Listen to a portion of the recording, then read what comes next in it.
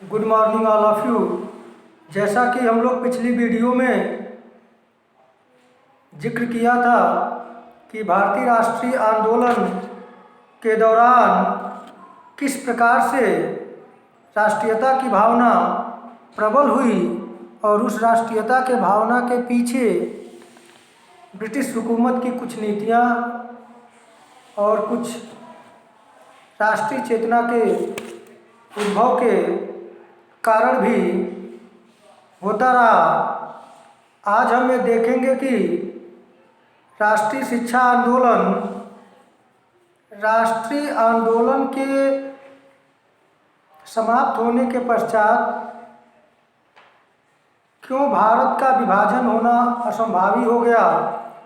यदि हम राष्ट्रीय शिक्षा आंदोलन को एकीकरण के रूप में परिवर्तित कर चुके होते तो शायद ऐसी समस्या हमारे समक्ष नहीं आई होती।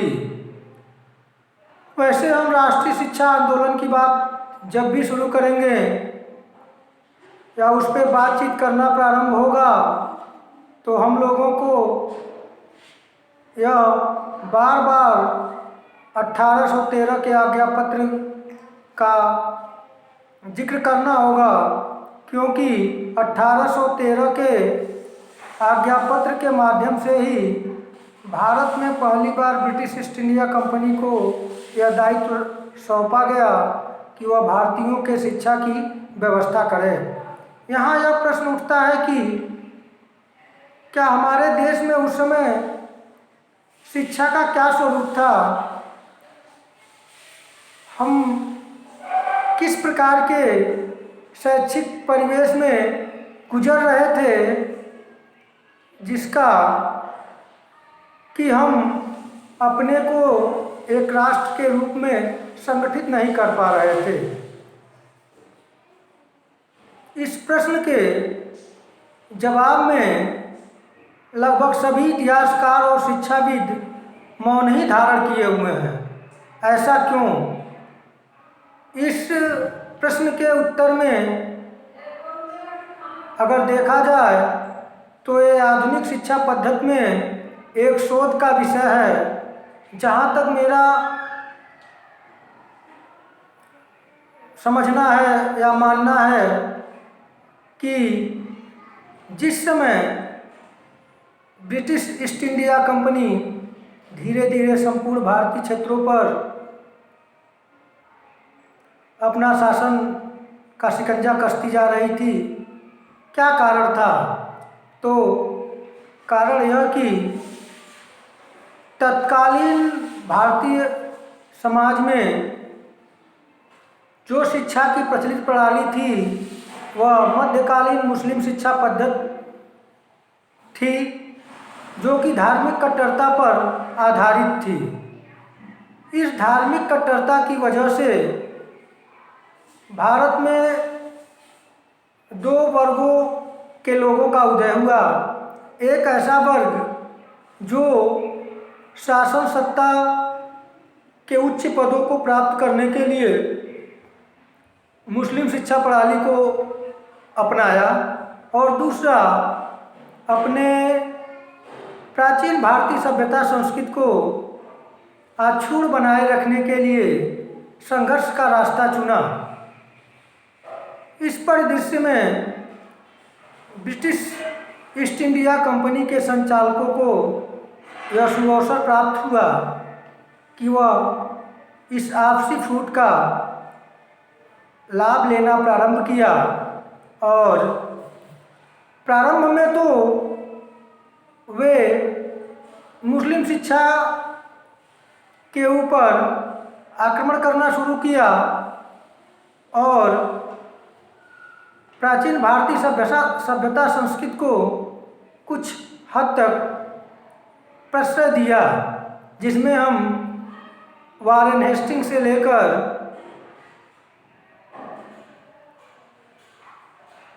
लेडी बेंटिक तक के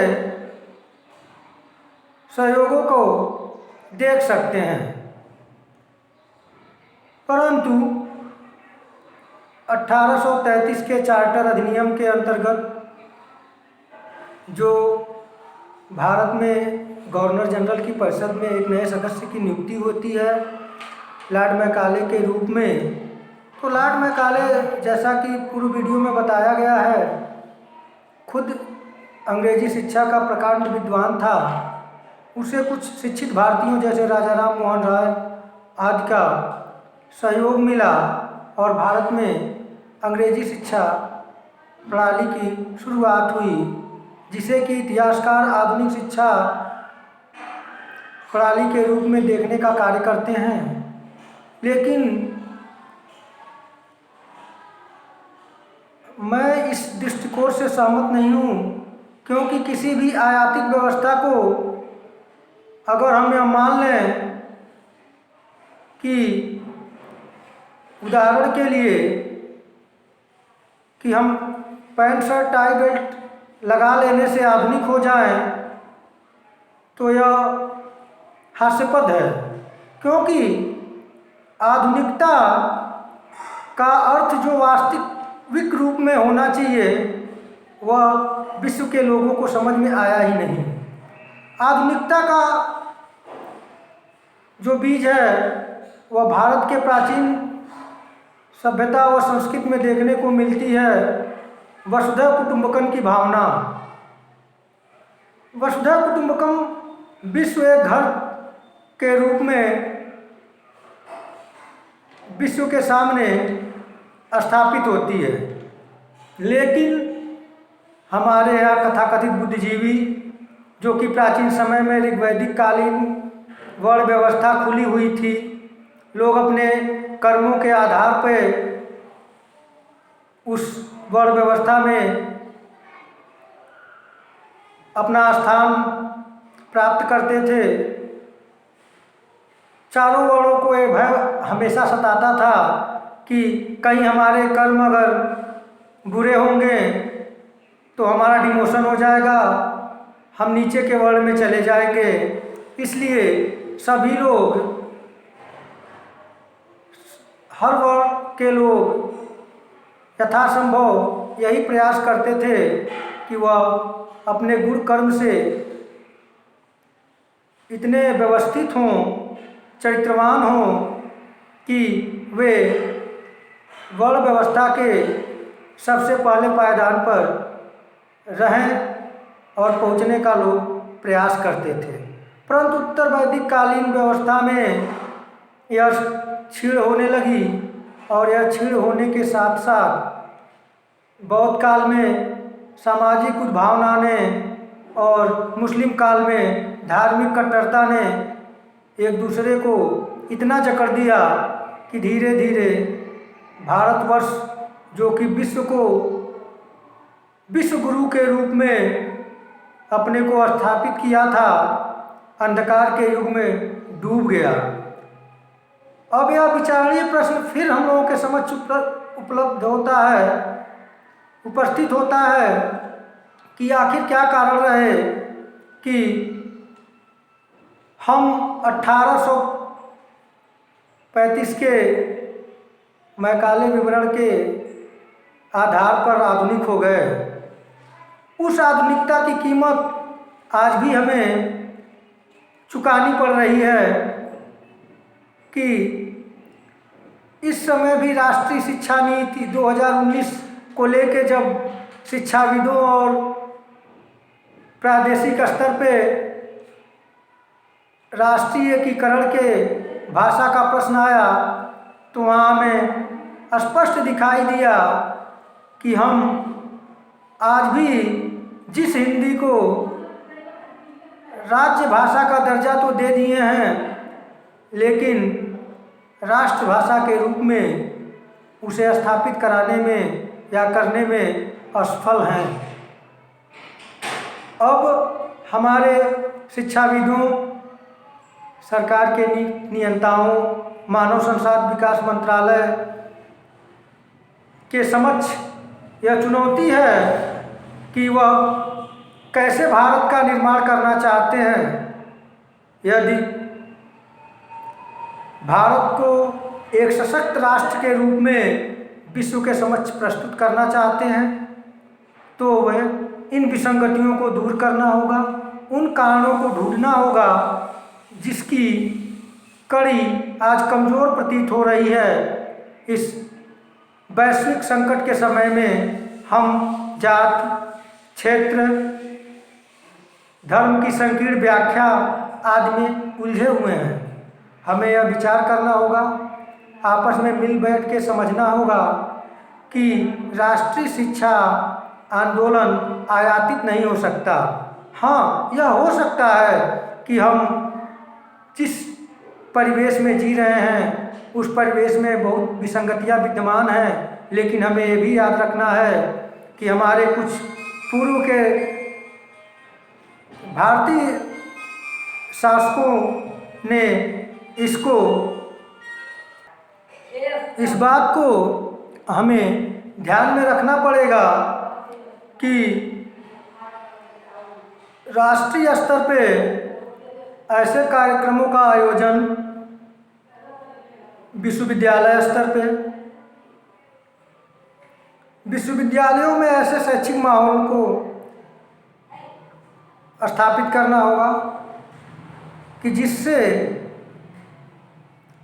हम सब एक हैं, न संकीर्ण धर्म को, न संकीर्ण जाति की और न संकीर्ण क्षेत्रीयता की बात करनी चाहिए। हमें तो आश्चर्य होता है कि राष्ट्रीय और विश्वविद्यालय स्तर पे ऐसे कार्यक्रम बनाए जाते हैं जो कि तुच्छ राजनीतिक रोटी सेकने के ही लिए बनाए गए हैं। अभी विश्वविद्यालय के एक प्रोफेसर का नाम आया जो कि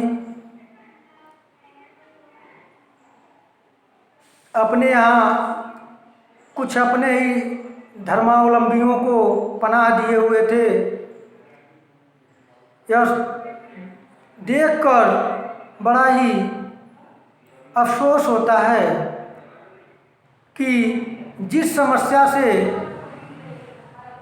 यूरोपीय देशों में 100 वर्षों तक युद्ध होता रहा, आपस में उलझते रहे और अंततः उस समस्या को समाप्त करके आधुनिकता के दौर में आगे बढ़ने का प्रयास किया, परंतु वे वसुधा कुटुंबकम की स्थिति में नहीं पहुंच सके। हम भारतीयों के आदि में इसका बीज मौजूद है। हमें अपनी सभ्यता, संस्कृति, जिसका मत है कि अनेकता में एकता को प्रदर्शित करना होगा। सभी लोगों को एक साथ आकर एक राष्ट्रीय स्तर पे शिक्षा की एक व्यवस्था करनी होगी। इसके लिए सबको तैयार होना पड़ेगा और जहाँ तक सबसे महत्वपूर्ण जिम्मेदारी हमारे अध्यापकगण की है, क्योंकि यह सर्वविदित है कि अध्यापक है युग निर्माता, छात्र राष्ट्र के भाग्य विधाता।